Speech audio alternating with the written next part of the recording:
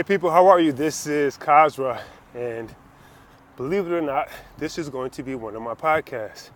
There's a video version of this, but I don't know how exciting that would be to see me walking in the night, coming home from the gym here in California, or actually, going home from the gym. Just left 24-hour fitness, that's a plug for you guys, and heading home. I have to be in the office at 5 a.m. So it's probably not a good idea, not the best way to function, but I have so many ideas to share that I just can't help it. And I know a lot of us think that, a lot of us think we don't have any ideas to share because, we didn't make $100 million or we didn't make a ton of money, but that is not the case. Case in point. So we started a company, a few years ago. No loans, no venture capital, no mastermind groups, and no mentors. And today we do over $60 million a month in sales. And I'm not saying that to brag. I'm not saying that to say that mastermind groups and mentors are not important, because I think they are. The point is that we didn't have access to that information.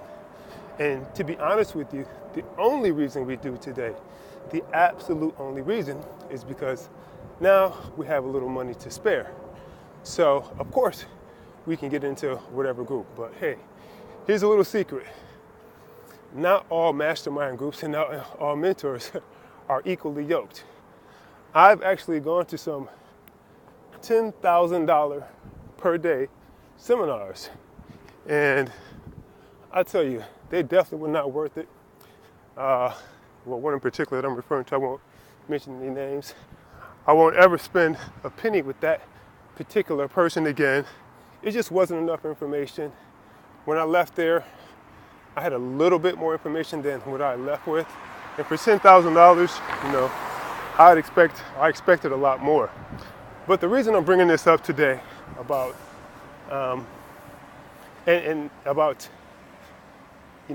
not waiting until you've quote unquote made it just to share information is because, think about it, and I'm thinking about this myself.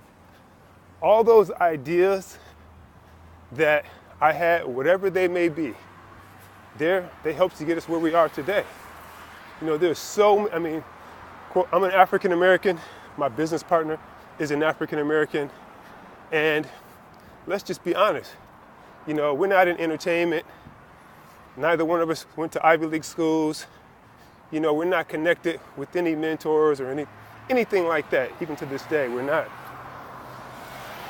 So we had to be extremely freaking creative, extremely resourceful, extremely clever, and maybe outside of the definition of, what people consider, high IQ, we had to be pretty freaking smart. And the only reason I'm saying that is because I think we all have genius in us. There's so many, our industry, which is the merchant services or, credit card and business loans and things like that, it's full of freaking competition and full of deep pockets. And I'll be honest with you, I won't say that we knew everything there was to do what we had to do, or that we even learned everything, rather, because there's a ton of stuff that we didn't know. There's so many sharks in that water. Oh my God. The big banks, they're all aligned. I don't care what it is you want to do. I don't care what kind of program you have. Just know that the big boys are all aligned. As long as money's being made, no one's saying anything. And so in that industry, you have to partner up, or you have to go through certain entities. And it's almost like you have to pay your dues. And it's probably like that in many different industries. It doesn't matter how smart or how skilled you are. I don't know, unless you're Jack Dorsey. I don't know how the hell he struck the deal that he did, where he went for Square. Jack Dorsey is the CEO of Square, where he was still able to get $150 million loans without showing a profit in 10 years. At least that's one article that I read. I have no idea how you do that, how you partner up with Chase and Visa. I have no idea how you do that. But the average person Can't do that, especially one guy from Detroit, Michigan, and another guy from California who's no one has ever heard of, no Ivy League background. Matter of fact, it took me 5 years to graduate from high school. So I was a troubled teen, as they say. But the point is that we're not connected like that. We're not deep pocketed. A lot of companies have deep pockets or they get venture capital, and so they come out with programs where it's probably good for the shareholders and the people in these big boardrooms and things like that, but it's not good for the sales rep who's trying to make an honest living. It is not good for them. They get burned all the time. And it's not good for the client, or what they call the merchant in our industry. They get burned. So what's happening is you got a lot of big banks. I hope I won't get in trouble for saying this, but who's going to be listening, right? So you have a lot of big banks and a lot of big companies, or a lot of deep-pocketed companies that are aligned with banks. And they put out these programs that aren't really beneficial to the merchant or to the client. And they might hire sales reps, and some of the sales reps may have tunnel vision or short vision. And so they pay them a small salary, and they tell them to go out, do this, do this, do this, do that. And I'll go into the detail later one day. But a lot of clients who have blind faith in big institutions, they go for the program because, this sales rep is coming from the bank. And if they're coming from the bank, it must be valid. And so the merchant gets burned big time, but guess who else gets burned? So does the sales rep. And so they work and they work and they work for a few years, and the better they do and the more business they bring in, which unfortunately in most cases, the more businesses they burn, they build up all this business for the bank or for the companies, the deep-pocketed companies, and then they're freaking laid off or they're terminated or they're given a pink slip because they didn't beat their previous numbers. And that's a real sucky way to go. So, what happens is you start off small and you build up and you get a little bit more comfortable. And then what do the big boys do? They just pull the carpet from up under your feet. They pull the rug up, and now you're left with nothing at all. You got to start from zero. You can't go back to your previous clients because you freaking burned them, or they were in contracts that you didn't understand. So, if you're out there and you're a salesperson, the thing to look for is see if the reps are being burned. See if that's happening. See if the sales consultants are being burned. And if they're being burned, the merchants are being burned. Also, look and see if the merchants are being burned. If they're being burned, the sales reps are being burned. And it happens all the time. So we had to go through all that. We had to learn the ups, the downs, the good, the bad, the ugly. We were mistrained or improperly trained. And then once we woke up and found out the truth, bam! We were cut off too. But that's how they play the game. You want to be part of the big boys? You want to fly on no, let me not say that, because you can do things like that the right way, but it's a lot of burning going on out there. But anyway, my point is that we all have a message. We all have a unique gift that we bring. Even if here's one idea. And it's not the most popular idea. It's not going to make you $1 million in 6 months. But let's say you want to get in business. Consulting, banking, it doesn't matter. You can throw a dart on the map.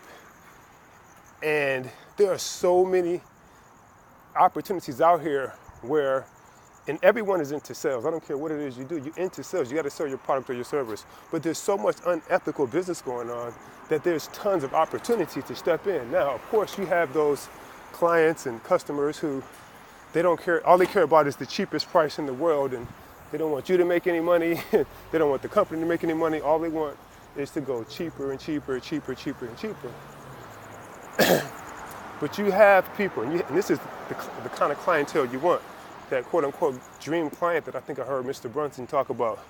You want clients who appreciate value. That's what you actually want. So forget about the ones who, want to go to Walmart and find, the cheapest ice cream that doesn't melt in 98-degree weather. no problem. That's why you have health food and health food stores and things like that. And you have a specific clientele that goes there. Don't worry about the guy who doesn't care, if his car, makes it over 50 miles. No problem. That's why you have Tesla. And you charge a premium for that. If you look up Tesla today and see what he's doing in comparison to even Ford. I mean, I don't think he's worth as much as Ford, but I mean, the guy's doing some great stuff. And his market, he's not catering to the market who does not give a hoot about value. His car is quote unquote is green, or it's environmentally friendly. Then you have those who don't give a hoot. That's not your client. So you look at that in every area of business. You have people that actually care. They want a good product, they want good service, and they want ethical service. That is your opportunity if you're that person. Now, if you're just chasing the dollar, you're going to be just like everyone else. If your objective is just to, make as much money as you can so you can be the biggest consumer in the world, that's easy. You know what I mean? You can do that all day, every day, and you'd be just like the next person. I don't even think it's fulfilling, to be honest with you. So you think about it, just be observant, look around, see what it is you like to do, see what problems you can solve, and don't wait until you get there. Just start where you are. Start exactly where you are. And I wish that I had actually started where I was years ago. Think of all the Jews, if I had documented everything that transpired. I still remember like it was yesterday, but I'm pretty sure I'm missing some details. All the Jews, and we still actually, we know the journey's not over with, and that's why it's called a journey and not a destination. We still have a long ways to go, and I'm documenting as much as I can now. But if I would have documented this information years ago, oh my God, it'd be such a freaking awesome thing. Because a lot of times we talk about what happened afterwards, and it's many, many eons and years afterwards, and sometimes we're just not authentic as we possibly can be, but we made a ton of errors, and many of my errors could maybe, we didn't benefit from our errors right away, but maybe the next person can. That's kind of like, where I'm growing into that. My children could benefit, my children's friends, or whomever can benefit from the many areas. They don't have, because you're not going to get into the Ivy League schools. Many of us don't have access to that.